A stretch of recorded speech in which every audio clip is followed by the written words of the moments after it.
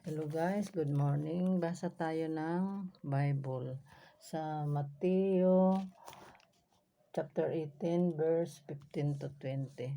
Ito 'yun. Kung magkasala ang isang kapatid, hanggang dito 'yan kapangyarihan magbawal at magpahintulot. Nasabi ko sa inyo, ang sinasabi ko sa inyo, anumang ipagbawal ninyo sa lupa at ipagbawal sa langit, at anumang ipahintulot ninyo sa lupa at ipahintulot sa langit.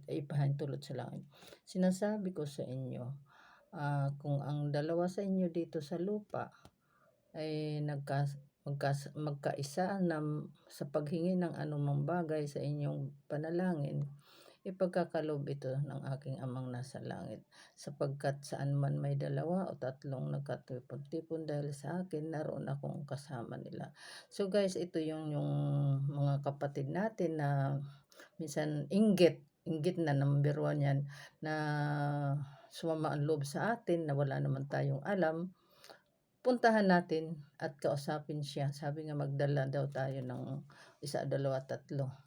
Magsama tayo. Pero kung hindi naman nakinig at nandun pa rin ang kanyang galit, hayaan na natin na lumipas ang kanyang pagdaramdam. So guys, salamat.